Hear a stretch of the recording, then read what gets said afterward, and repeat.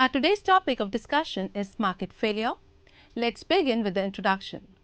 Markets serve society by efficiently organizing economic activity. However, there are several constraints to the effectiveness of market allocation of many environmental resources and risk. Either the prices are non-existent or they understate the value of a resource. Market failure implies that decentralized decisions do not generate an efficient allocation of the resources. In an earlier part, we discussed the importance of perfectly competitive markets in attaining Pareto optimality and achievement of maximum social welfare. However, under certain circumstances, the market system does not lead to the situation of Pareto efficiency. The situations under which market fails to achieve economic efficiency or maximum social welfare is called market failure. Market failure occurs mainly due to four reasons. They are asymmetric information, second is presence of externalities, third common property resources, and fourth is consumption of public goods. It is important to note that market failure is a general term that describes the situation in which market outcomes are not Pareto efficient. Therefore, market failures provide a basis for the government intervention. Asymmetric information refers to the fact that the buyer and the seller of a commodity possess different quantum of information about the attributes of goods which they transact. Asymmetric or imperfect information is a common case, as the seller of a good knows more about the quantity of his good than the prospective buyer. Thus, market failure due to asymmetric information occurs when one person in a transaction does not have full information about the actions or the type of the second person. The word type refers to the unknown quality of the good or the hidden intention of the agent. For example, asymmetric information exists when an insurer knows more about the fulfillment of certain procedures and conditions by insured while filling insurance claim, or a seller knows more about the quality of a product than a buyer. Without complete information, markets will be incomplete and can fail to allocate resources efficiently. There are two types of problems related to asymmetric information. One refers to moral hazard that arises when the actions of one person are unobservable to the other person. The second one is the adverse selection that exists when one person cannot identify the type or the character of the second person. A brief explanation of both these problems is given here. Now let us discuss all these in detail. First is moral hazard. Moral hazard creates two problems for the environmental assets. First, when the regulators are unable to monitor the actions of others, an individual has the tendency to evade pollution abatement since he incurs additional cost for such abatement and receives only a small share of the benefits from clean environment. Ignoring transferable externalities, an individual has an economic incentive to reduce his or her effort to abide by the standards set by regulators, due to which inadequate measures are taken for abatement that causes higher pollution than the social optimum level. In this context, suppose there is a company that provides pollution insurance and also supply pollution control technology.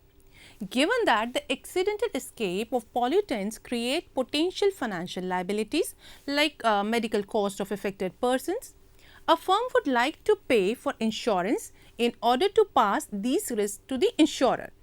But since there is a trade-off between risk bearing and incentives, the market for pollution liability insurance will be incomplete, as the insurer would attempt to hide the information related to conditions that apply for insurance claim.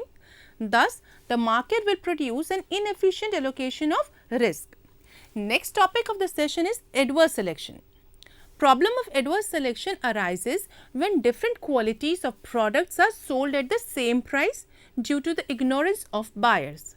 Alternatively, adverse selection would also take place when a product of uniform quality is sold at the same price to buyers of different categories, and prior to sale, the seller cannot distinguish between the consumers of different categories. Whatever the reason for adverse selection, the consequence is the same, that is, low quality products or high risk buyers crowd out high quality products.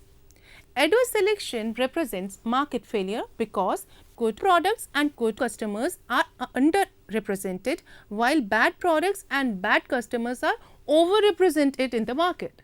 The source of market failure in the externality between products and between customers. When a seller of a low quality product reduces price to increase sales, he adversely affects the sellers of the high quality products. Adverse selection is a problem for the development of eco products, the production of which is less harmful to the environment. For example, the production of high quality food products necessitates the maintenance of hygiene at the food processing plant and effluent treatment based on specified standards. All these involve additional cost. Here, the problem is that eco products are expected to be relatively expensive due to superior quality, as the environment does not subsidize their additional production cost. Now, if a buyer is unable to differentiate eco product from similar product produced by standard practices, he will not pay high price. The market for eco products will fail if the customers remain ignorant about the superior qualities of the eco products. With a view to reduce losses caused by adverse selection, the government specifies minimum quality standards, especially for consumer products. Now, let us discuss the next topic, that is signaling. In a situation of adverse selection, a firm producing high quality products adopts signaling strategy to inform the consumers about superior quality of their products in order to earn profits. This could be in the form of reputation of the firm, informative advertising, warranty for replacement of defective products, etc. The signal may also in the form of obtaining ISO certification of quality from the International Organization for Standardization. Thus, signaling occurs when an informed individual carry out a costly activity to convince others about particular facts. In many situations, signaling offers a partial solution to the problems that arise from adverse selection. Therefore, the government intervention is justified to implement beneficial public policies that authorize the authorities to take penal action against the producers of substandard goods. The government could also impose taxes on signaling if it leads to earning of high profits by the producers. Next topic of today's discussion is screening. Screening is an action of a less informed party to indirectly understand the other party's characteristics. Screening occurs when an uninformed party establishes a test that induces informed parties to reveal more about the product or service. Market failures associated with adverse selection and competitive screenings are frequently cited as the justifications for government interventions in the context of insurance markets. Government provides various forms of social insurance. Government has the authority to declare some type of social insurance as mandatory for all the citizens. For example, the government can make medical insurance compulsory for each individual and fix different premium for different income groups, like high premium for high income earners, low premium for low income earners, and free medical facility to the poor families. This way, the government can use statutory power to attain break-even by pooling policyholders to cross-subsidize one another. By doing so, the government can ensure fairness and stability of free market. Moving on to the next topic, that is joint production. The application of thermodynamics is widely recognized as an important part in ecological economics thought, since it gives insights into the nature of economic environment interactions. From a thermodynamic point of view, energy and matter are the fundamental factors of production. Every process of production is a transformation of these factors and subject to the laws of thermodynamics, which states that first is energy and matter can neither be created nor destroyed, that is the first law. Second is in every real process of transformation, a positive amount of entropy is generated, which is the second law. In this sense, the concept of joint production takes into account the essential thermodynamic construct on production processes as expressed by the first and the second laws. This states that organisms and ecosystems take in several inputs and generate several outputs, just as economy does. Such natural systems are the earliest examples of joint production. The concept of joint production can be considered as one of the conceptual foundations of ecological economics. It refers to the production of wanted goods that give rise to additional unwanted outputs, or we can say bads, which may be harmful to the environment. The fundamental economic concept describing this relationship is that of joint production, which means several outputs automatically emerge together from a single productive activity.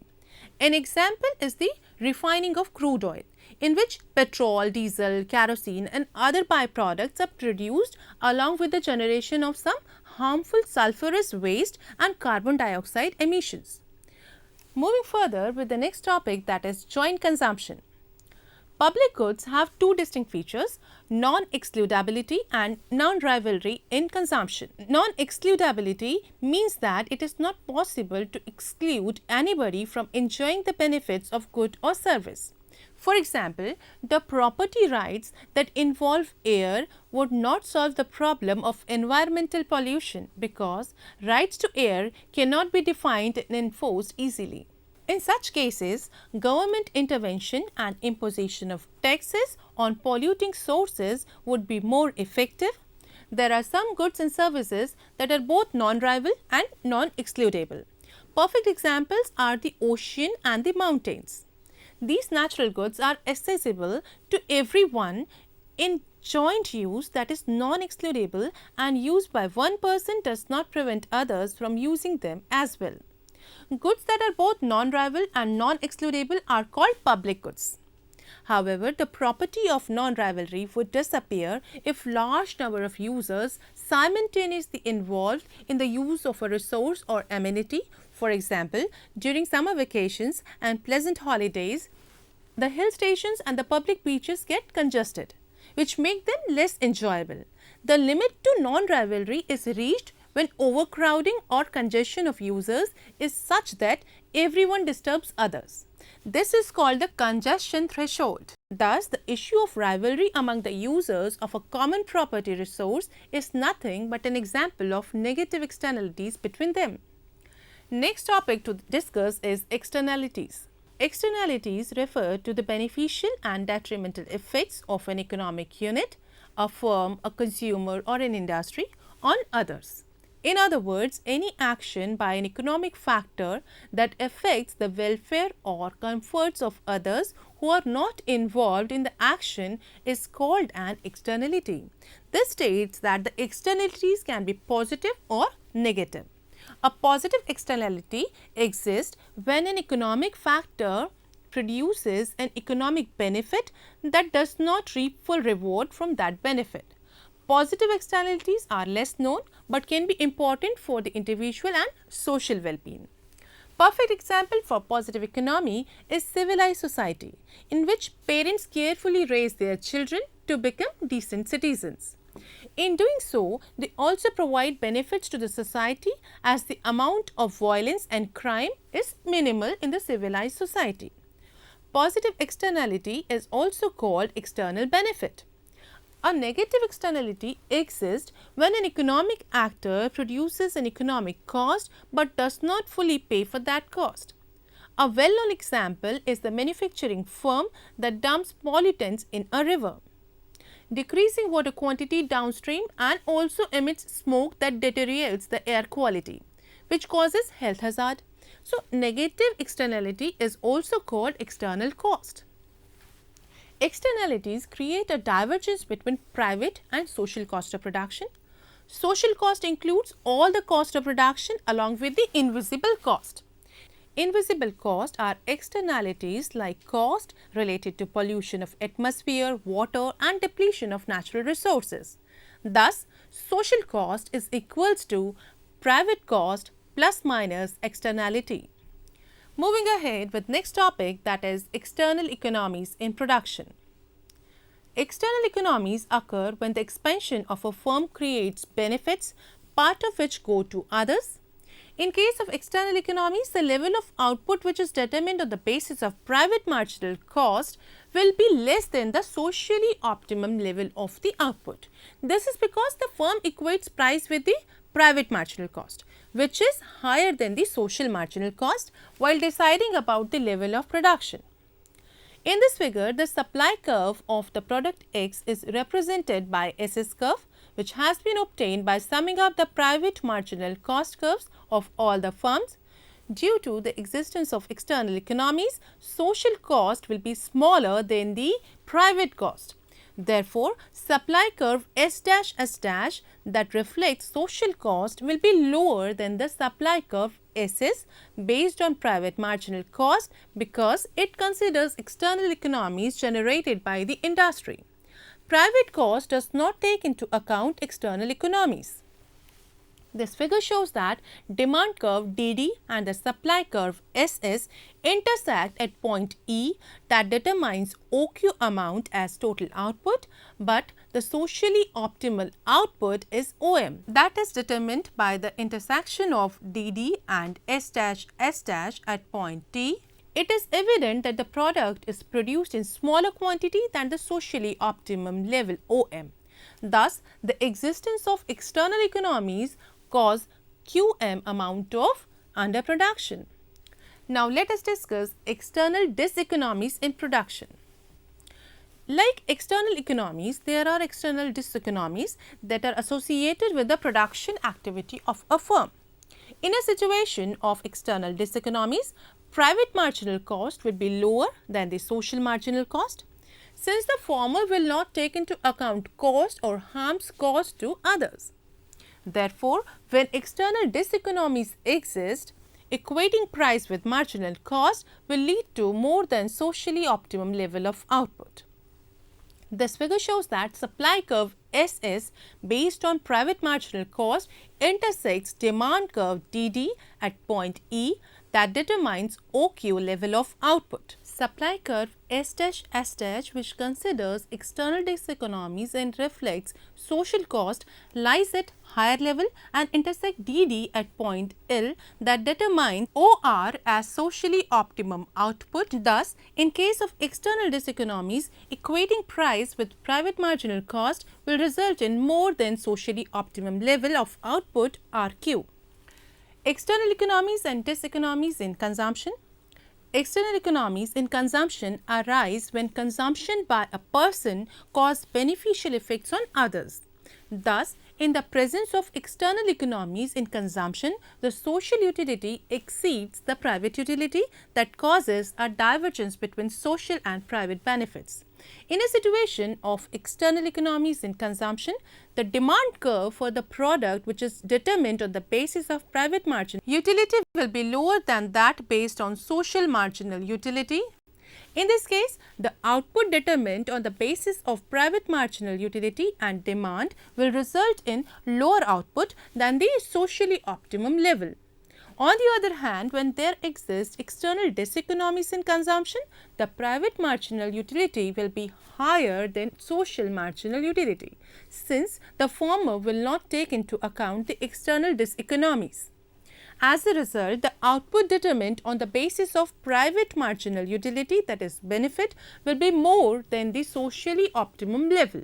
It follows from the earlier discussion that in the absence of externalities, all cost incurred and all benefits received by producers and consumers will be reflected in the market prices. However, in the presence of externalities, the market prices are determined on the basis of private cost and the benefit will not truly reflect the social cost. Therefore, externalities cause a divergence between social and private cost as well as benefits. Now, let us discuss common property resources. The term common property resource or common pool resource refers to a natural or man-made resource system that is sufficiently large to make it costly but not impossible to exclude potential beneficiaries from obtaining benefits from its use. A resource system can be jointly provided or produced by more than one person or firm. The process of appropriating resource units from the common pool resource CPR considers the multiple appropriators at once or in sequence. However, the resource units are not subject to joint use or appropriation. For example, the fish harvested by one boat are not there for someone else. Thus, the resource units are not jointly used while the resource system is subject to a joint use. The crowding effects and overuse problems are chronic in CPR situations. Property rights play an important role in determining the attitude and behavior of people towards environment, its use and management. The absence of well-defined property rights related to environmental resources has caused overexploitation, degradation, depletion and pollution. Environmental pollution is a form of market failure due to overexploitation of resources that are held as common property or open access. Thus, the market fails when property rights are inadequately specified or are not controlled by those who can benefit personally by putting the resources to their ideal use. The last topic of the session is public goods. The existence of public goods provides an important basis for market failure. It is important to note that public goods are not necessarily produced by the public sector. As the ownership of certain properties vests with the government, such properties are called public goods. Two essential characteristics of public goods are that they are non-rival and non-exclusive in consumption. Two classic examples of public goods are lighthouse and national defense. The benefits of both the public goods are non-rival and non-excludable. A more relevant example of public good related to market failure is environmental quality. Cleaner air is both non-rival and indivisible.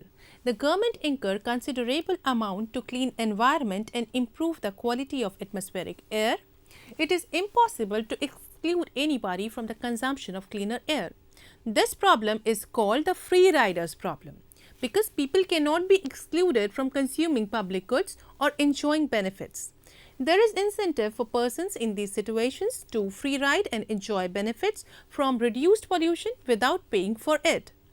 Public goods are usually characterized by the extreme degree to which they imply externalities or spillovers. Markets can only form under certain conditions, and when these conditions are absent, markets may struggle to exist. The most extreme case of a missing market is the market for pure public goods because their non-rival and non-excludable characteristics prevent natural market incentives from achieving an allocative efficient outcome. Although the pure public goods visibly provide benefits to the consumers due to several reasons, the market for these goods are not likely to form. The missing markets are the main cause for market failure. Let us summarize at the end. Market failure is a general term that describes the situations in which market outcomes are not Pareto efficient. Markets are formed under certain conditions in the absence of which the markets struggle to exist.